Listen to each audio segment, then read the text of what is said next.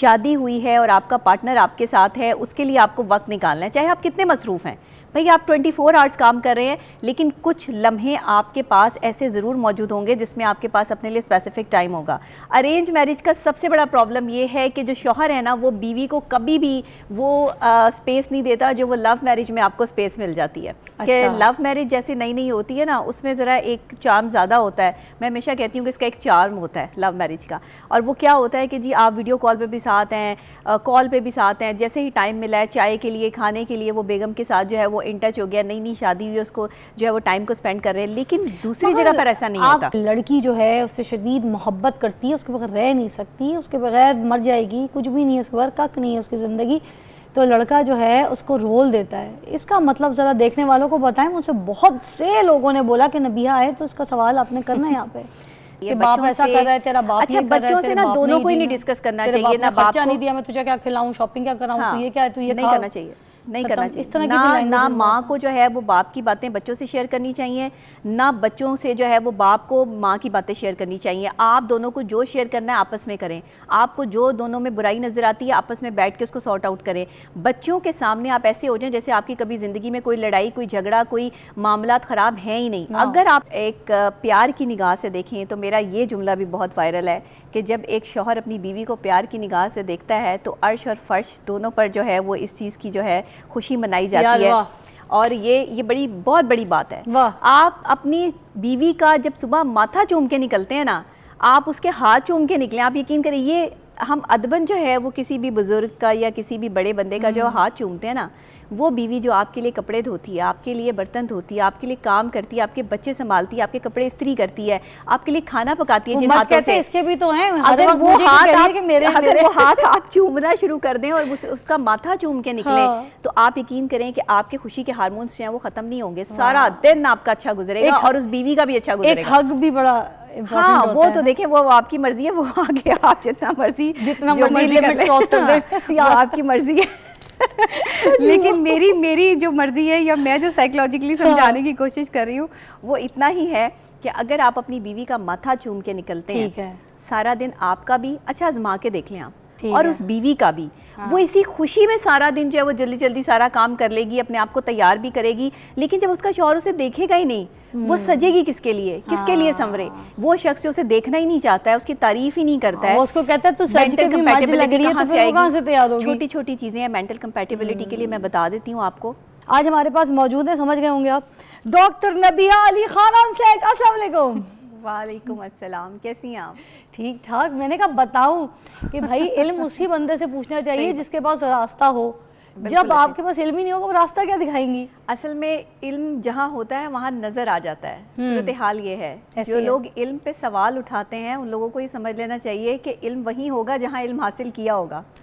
बगैर हासिल किए तो कुछ भी हासिल नहीं होता। ऐसी बात है। तो हर चीज़, जिस तरह मोहब्बत हासिल करनी पड़ती है और अपनी जो है वो गैर हासिल शुदा मोहब्बत पे इंसान सारी ज़िंदगी जो है वो तलखी का शिकार रहता है, तकलीफ़ में और अजियत में रहता है। इसी को अगर हासिल कर लिया जाए तो भी वो यही सूरत हाल जो है वो इख्तियार कर लेता है, तो हम शायद कभी भी खुश नहीं होते। लेकिन हमें अल्लाह का शुक्र अदा करना चाहिए। सुबह सुबह आपके मॉर्निंग शो में आके तो बंदा वैसे ही एनर्जेटिक हो जाता है आपकी आवाज़ सुन के, जितना एनर्जेटिक आप शो करती हैं माशाल्लाह। ये एनर्जी भी आपके अंदर, ये साइकोलॉजिकली है, जाहिर है आप इस चीज़ को फील करके करती हैं, दिल से करती हैं। अल्लाह बख्शे, मेरी अम्मी मुझे कहती थी कि तुम दुनिया में जो भी काम करती हो ना, उसमें सिर्फ तुम्हारी जो है ना, जो मॉर्निंग शो वाली चीज़ है, मेरी अम्मी को बहुत पसंद थी। अम्मी कहती थी तुम अपने लोगों के साथ कनेक्ट होती हो, उनके साथ उन्हीं की जैसी लगती हो। मेरे जो मुझे कॉमेंट्स भी मिलते हैं वो यही मिलते थे। तो बाकी किसी काम में शायद मैं कनेक्ट नहीं होती, इधर मुझे लगता है मैं कनेक्ट हो जाती हूँ। आपका दिल है ना, यहाँ दिल अटैच हुआ हुआ है, दिमाग जो है वो सारी चीजें जो है वो एक्सेप्ट कर रहा होता है। जैसे आपका दिल करता है पूरे माशरे को सुधार दिया, आपने बेड़ा लिया हुआ अपने कंधों पे। असल में ये बहुत बड़ा जहाद है। मैं आपको सच्ची बात बताऊं, मियाँ बीवी की मेंटल कंपैटिबिलिटी के हवाले से बात भी करना इतना सेंसिटिव टॉपिक है कि जिस पे आप कोई भी अल्फाज इस्तेमाल करेंगे, या जैसे मैंने जो है वो रिलेशनशिप के हवाले से ये काम शुरू किया है पाकिस्तान में, आप यकीन करें पाकिस्तान में नहीं, पाकिस्तान से बाहर भी बहुत सारे लोगों ने अपने रिश्ते को निभाने की कोशिशें शुरू कर दी हैं। वहाँ जहाँ पर लोग ये सोच ही नहीं सकते थे कि 20-20 साल हो गए उनकी शादी को और वो कभी एक दूसरे के लिए कंपैटिबल हो ही नहीं सकते, वो भी मुझसे रब्ता करते हैं कि हमारी गलती कहाँ पर है। अरे वाह, आज तक गलती नहीं समझ सके लोग। नबिया कोई बताने वाला नहीं है ना, घर में कोई नहीं बोलता, सास ससुर नहीं बोलते, कोई काउंसलिंग नहीं करता, किसी का घर खराब होता है कहते हैं हो, बल्कि और फूट आग लगा के तो उसकी तबाही कर देते हैं। मेरा सवाल ये है कि जब शादी के लिए कंपैटिबिलिटी इतनी ज़रूरी है नबिया, तो वाई कॉम्प्रोमाइज़, बाद में कॉम्प्रोमाइज़ क्यों करना पड़ता है इस कंपैटिबिलिटी के लिए? देखिए, कॉम्प्रोमाइज़ तो नहीं होना चाहिए, आपको ज़िंदगी जो है वो जीनी चाहिए। जब दो लोगों के लिए आप एक दूसरे का रिश्ता देखते हैं तो ये सब चीज़ें बड़ों को भी देखनी चाहिए कि क्या आपके लड़के में इतनी कैपेसिटी है कि वो इस नेचर की लड़की के साथ जो है वो चल सके, क्योंकि दो ख़ानदानों में रिश्ता तो हो रहा है लेकिन दो लोगों की मेंटल कंपैटिबिलिटी बहुत ज़रूरी है। वो दो लोग जो मियाँ बीवी के रिश्ते में बनने वाले हैं उनकी कोई चीज़ तो आपस में मिलनी चाहिए, कोई केमिस्ट्री जो है वो एक होनी चाहिए, उनकी सोच होनी चाहिए। बेसिकली सारी की सारी गेम आपकी सोच की है। जहां आपकी सोच मिलती होगी ना वहां आप खुश होंगे, जहां आपकी सोच नहीं मिलती ना वहां पर आप तकलीफ में होंगे। तो ये जो सोच है ना, बेसिकली हमें इस पे काम करना है, पॉजिटिव और नेगेटिव। आपके पास अभी ब्रेक के बाद आऊँगी तो मैं आपको एक जो है ना सवाल ज़रूर पूछूंगी। मेरी एक दोस्त है, उसकी भी रिसेंटली शादी हुई है, डॉक्टर है। उसकी जो हुई है ना वो अरेंज मैरिज हुई है। अब उसके 6 महीने तो गुजर गए, मगर 6 महीने में उसको ना घर, और सिर्फ सास है और बेटा है और कोई नहीं। उसको वो स्पेस नहीं मिल रही, वो she is not happy at all, because जो मियाँ बीवी की कंपेटिबिलिटी है ना वो नहीं मैच कर पा रही है। अब दोनों डॉक्टर भी हैं, दोनों की टाइमिंग भी मैच नहीं करती है और आपस में जो है ना दे आर नॉट हैप्पी। और लड़की छुप के जो है ना she is having the pills and everything so that कि प्रेगनेंसी ना हो सके। सही। तो अब ये सिचुएशंस में मियाँ को नहीं पता, मगर she is not happy, she is not ready because she is qualified doctor, so she don't want to have a baby right now। शादी के लिए सवाल किया था कि एक अरेंज मैरिज है मेरी दोस्त की, ठीक है, and she is not having baby, मियाँ से छुप के she is having the pills and everything. और वो 8 महीने हुए शादी को, मगर उनकी कंपेटिबिलिटी बिल्कुल नॉर्मल नहीं, जबकि सिर्फ एक सास और एक जो है ना लड़की है, एंड दे डॉक्टर्स। देखिए, उनके दरमियान में जो मेंटल कंपैटिबिलिटी का ना होना है वो बहुत सी इसकी रीज़न्स हो सकती हैं। एक तो वक्त का ना होना, जाहिर है कि नई नई शादी हुई है, 8 महीने हुए अभी शादी को, 1 साल नहीं हुआ पूरा, तो इसमें प्रॉपरली जो है वो एक दूसरे को जब आप टाइम नहीं दे पा रहे होते या एक दूसरे के साथ टाइम स्पेंड नहीं कर पा रहे होते तो एक दूसरे को समझने के लिए कुछ टाइम चाहिए होता है। तो वहाँ पर ये जो है वो प्रॉब्लम आती है कि अगर एक वेल नोन बंदा है और उसको पता है, एक पढ़ा लिखा बंदा है, अब जैसे आप कह रही हैं कि वो डॉक्टर हैं, तो लड़की भी डॉक्टर है, लड़का भी, और दोनों एक दूसरे को टाइम उनकी अलग है, जाहिर है। शाम को वो पहले आता है, बाद में बीवी आती है, बिल्कुल। तो सास भी ये कहती है कि घर नहीं देखती, बाहर देखती है, तो बाहर उसको बहुत काम करना पड़ता है। बिल्कुल जाहिर बात है, वो ड्यूटी टफ होती है डॉक्टर्स की, और 24 आवर्स क्या 48 आवर्स भी जो है वो चले जाते हैं इस चीज़ में, जिसकी वजह से मामला ख़राब होते हैं। अच्छा देखिए, यहाँ पर ना दोनों को समझना है, अपने लिए टाइम निकालना पड़ेगा। अच्छा, उनको अपनी ड्यूटी में से जो भी जैसे भी वो करें, लेकिन अपने लिए कुछ वक्त उन्हें निकालना पड़ेगा। जब उनकी ऑफ होती होगी या जब उनके पास जो है वो फ्री टाइम होता होगा तो वो जाहिर है कि उसे आराम में गुजार देते होंगे कि उन्हें जाहिर है आराम भी करना है। लेकिन यहाँ पर ही वो पॉइंट है कि जहाँ शादी हुई है और आपका पार्टनर आपके साथ है, उसके लिए आपको वक्त निकालना है, चाहे आप कितने मसरूफ़ हैं। भाई आप 24 आवर्स काम कर रहे हैं, लेकिन कुछ लम्हे आपके पास ऐसे ज़रूर मौजूद होंगे जिसमें आपके पास अपने लिए स्पेसिफिक टाइम होगा।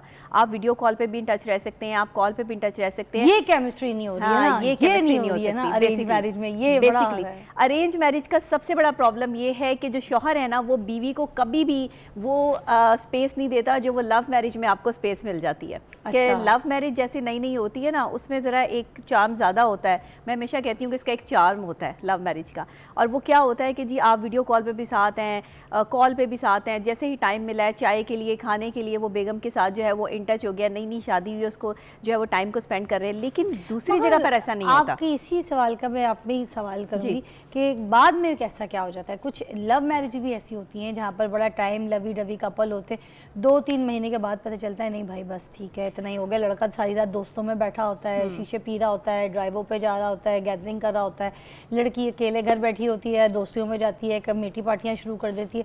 कंपैटिबिलिटी किधर चली जाती है? कंपैटिबिलिटी को तो आपको खुद ही क्रिएट करना पड़ेगा। कंपैटिबल होता नहीं है बंदा एक दूसरे का। 3 महीने के बाद एकदम से डिसाइड किया नहीं, 3 महीने बाद डबी खत्म। देखिए, जब आप शादी से पहले, लव मैरिज में शादी से पहले आपने बहुत ज़्यादा टाइम साथ स्पेंड किया हो, बहुत ज़्यादा जो है वो आप एक दूसरे के जो है वो सर पे चढ़ के रहते हो, एक दूसरे से बातें बहुत करते हो, कितनी बातें कर लेंगे?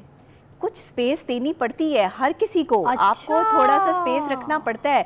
अगर आप हर वक्त किसी के सर पे सवार रहेंगे, हर वक्त किसी से बातें करते रहेंगे, तो वो बंदा भी जो है परेशान हो जाएगा। और शादी के बाद तो बस आप उसे मुयस्सर आ गई हैं तो बस दैट्स इट, बात खत्म हो जाती है। मर्द की ये प्रॉब्लम है, अवेलेबल नहीं होना है, चाहे लड़का या लड़की, दोनों हर वक्त अवेलेबल नहीं होना आपको। यानी कि आप, वो कहते हैं ना कि बार बार कहीं जाओगे तो इज्जत में कमी आ जाएगी। ये बार बार किसी के दिल में भी जो है वो चक्कर लगाओगे ना, तो फिर आपकी इज्जत में कमी आ जाएगी। दिल में रहने के भी कुछ तरीकेकार और आदाब होते हैं। आप ही की एक बात जो बहुत आप कहती भी होती है कि अगर लड़के को ये पता चल जाए कि लड़की जो है उससे शदीद मोहब्बत करती है, उसके बगैर रह नहीं सकती, उसके बगैर मर जाएगी, कुछ भी नहीं है उसके बगैर, कक नहीं है उसकी ज़िंदगी, तो लड़का जो है उसको रोल देता है। इसका मतलब ज़रा देखने वालों को बताएं। मुझसे बहुत से लोगों ने बोला कि नबिया आए तो इसका सवाल आपने करना है यहाँ पे। देखें, ये बहुत सारे लोगों ने मुझसे भी पूछा कि ये कैसे होता है। अगर आप अपनी ज़िंदगी का मुवाजना करें, मैं हमेशा बात करती हूँ जो ज़्यादा होता है आपके माशरे में ज़्यादा हो रहा होता है, यहाँ पे मर्द की ये फितरत है कि जो चीज़ उसे मुयस्सर आ जाती है ना, वो उसे बिल्कुल ऐसे कर देता है जैसे उसकी ज़िंदगी में उसकी कोई वैल्यू ही नहीं है। और ख़ास तौर पे औरत की मोहब्बत को वो संभाल के रखना चाहता है, लेकिन हमेशा औरत को ये बॉदर करवाता है, औरत को ये बताता है कि तुम्हारी मोहब्बत मेरे लिए उतनी इंपॉर्टेंट नहीं है, दैट्स इट, तुम करती हो मोहब्बत अच्छी बात है, लेकिन उसके बगैर रह नहीं सकता। उसके बगैर रह नहीं सकता। जो है ना मर्द पसंद करता है, वही तो कह रही हूँ, उसके बगैर रह नहीं सकता। मेरा दूसरा जुमला उसके साथ कनेक्ट है। लॉयल्टी का फिर कैसे बताना है जब वो मोहब्बत नहीं बता सकती? इसकी वजाहत प्लीज देखने वालों को भी करें, मुझे भी करें। देखें, एक औरत जो है ना अपनी लॉयल्टी शो करती है अपने किरदार से। जब उसका शौहर उसके साथ नहीं है या घर पर नहीं है या वो बाहर है, अगर वो हर चीज़ को जो है वो छुपा के करेगी और अपने शौहर के साथ वो कनेक्टिव नहीं रहेगी, ना उसकी से कनेक्टिविटी जो है वो शौहर के साथ ज़्यादातर रहेगी, तो शौहर के दिल में जो है वो शक व शुबहात आएंगे, मामलात ख़राब होंगे। दोनों को चाहिए कि एक दूसरे के साथ इन टच ऐसे रहें कि एक दूसरे के सर पे सवार भी ना रहें, मगर एक दूसरे पे पूरी नज़र सानी भी रखें। ये नहीं है कि आप नज़रें रख के बैठ जाएं कि मेरा शौहर क्या कर रहा है। रखनी है, औरत भी रखे, बिल्कुल मर्द भी रखे। और औरत तो अपनी प्लेस शादी के बाद ऐसे हो जाए आपकी, ये आपका मोर्चा है, आप इसके सिपाही हैं, और औरत को तो वो जगह छोड़नी ही नहीं है। और मर्द को एक काम जो मर्द नहीं करते हैं कभी भी, नई शादी हो, पुरानी शादी हो, शादी को 50 साल गुजर जाएं, 20 साल गुजर जाएं, जितने मर्जी साल गुजर जाएं, एक चीज़ जो मर्द हमारे यहाँ नहीं करते, और वो ये है कि सुबह उठ के अगर आपको अपनी बीवी का चेहरा देखना पड़ रहा है तो आप उसमें फ्रस्ट्रेशन महसूस कर रहे हैं, डिप्रेशन महसूस कर रहे हैं, वही ना, जाहिर है आपको वही चेहरा देखना पड़ रहा है। तो उस चेहरे को क्यों ना आप खूबसूरती से देखना शुरू कर दें, नज़रिया तब्दील कर लें। हर चीज़ को देखने का अपना एक नज़रिया होता है। बेसिकली नज़रिए ही की सारी बात है। आप जिस नज़रिए से दूसरे शख्स को देख रहे होते हैं, वो शख्स आपको वैसा ही दिख रहा होता है। अब होता है कि बराबर में अगर बाजू में बीवी सोई हुई है और उसने देख लिया तो ऐसे, और अगर बीवी ने नहीं देखा तो फिर ऐसे उठ के वॉशरूम जाएंगे। अच्छा, वही पल होता है जिस वक्त अगर आप अपनी बीवी को